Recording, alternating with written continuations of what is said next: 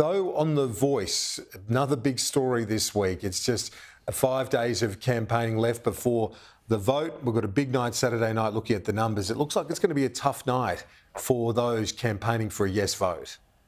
Yes, Kieran. Well, Sky News has revealed this seat-by-seat polling and modelling that shows the Yes campaign in the Voice referendum is set to win in just 22 of the 151 House of Representatives seats. But that includes big yes margins in the inner city Sydney seats held by Prime Minister Anthony Albanese and Environment Minister Tanya Plibersek, perhaps explaining why the PM keeps showing optimism in the face of a lost cause. This poll shows that only in the inner city of every capital city will we be seeing yes in the majority.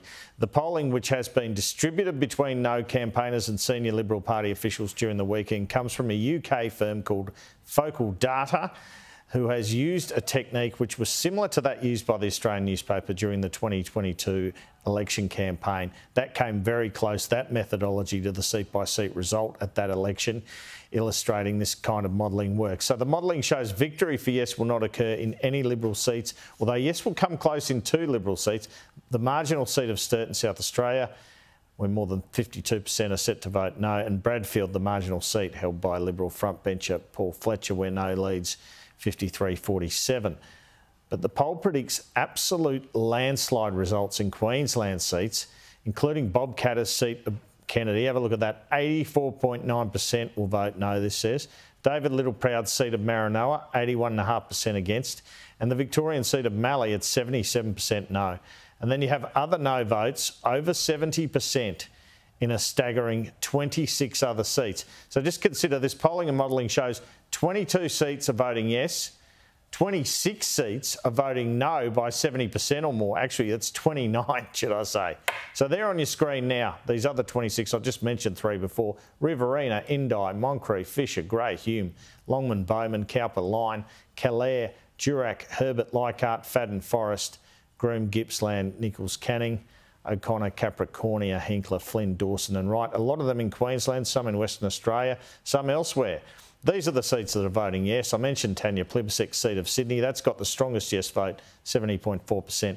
Then it's Anthony Albanese's Grainler, 64.5%. Then it's Greens leader Adam Bandt's seat of Melbourne, 64%. And then it's Canberra, 62%. What have they all got in common? Well, they're pretty much close to the CBD. And then all these seats are polling between 40 and 50% in terms of no. So it's Adelaide, Fenner, Brisbane, McNamara, Reid, Higgins, North Sydney, Clark, Bean, Perth, Kingsford, Smith, Griffith, Greenway, Wills, Cooper, Bennelong, Ryan and Chisholm. They're all voting yes, but between 50 and 60%. You can see in that list, mostly Labor, all three seats in the Australian Capital Territory, but a couple of Green seats as well, and the independent seat of North Sydney. But these are well within the margin of error. These 2 independent so-called teal seats, they are said to be voting no. Kooyong 50.2, Wentworth 50.4. That could easily be yes, I guess, on the night. Then there are a range of what you call marginal seats in terms of voting no, polling 53 or under. One of those is Julian Leese's seat of Berowra. That's at 53% no. We know his stance on The Voice. And then there's Sturt, Goldstein, Bill Shorten's Maribyrnong. Indigenous Affairs Minister Linda Burney's seat of Barton, which is voting no at the moment, but not by much. Ed Husick's seat of Chifley, Labor seats Parramatta, Newcastle, Hotham, that's Claire O'Neill, Moreton, Fraser, Boothby and Hindmarsh. It seems in Queensland and Western Australia and other rural parts, we are looking at a devastating no result for the Prime Minister on Saturday night. Essentially, this is a large-scale nationwide poll which went 61 to 39 the way of the no case. And then demographic modelling is used in a technique called MRP, recording lots of data about the people who respond and using that to devise this mathematical model of how various groups of people are likely to vote. And this seat-by-seat modelling and polling comes after today's news poll in The Australian, which was another devastating result for the Yes campaign and the PM. Showed support for The Voice had fallen another 2 points, just 34, 37 if you force people to commit.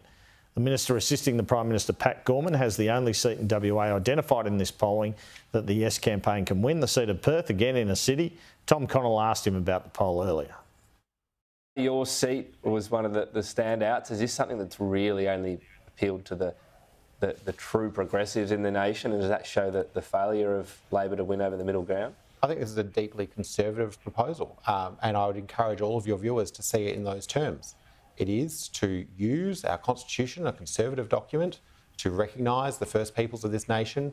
It is conservative in that it leaves the power with the Parliament to make matters relating to the functions and powers of the voice. It is conservative in that it has been consulted on for more than a decade. And the Prime Minister, Anthony Albanese, was saying yesterday that he had got a good reception in Canberra, Brisbane and Melbourne and the like. Be interesting to see where he spends the last week. I reckon it's in these sort of places which are in the inner city, yes, areas. What I see on the ground, whether it's in Wangaratta or whether it be Shepparton or Sydney or Brisbane, Melbourne, the places I've been, Hobart, Adelaide in the last week, have been extremely positive. The feedback is that when people have those conversations, they are willing to vote yes. The Prime Minister yesterday on the ABC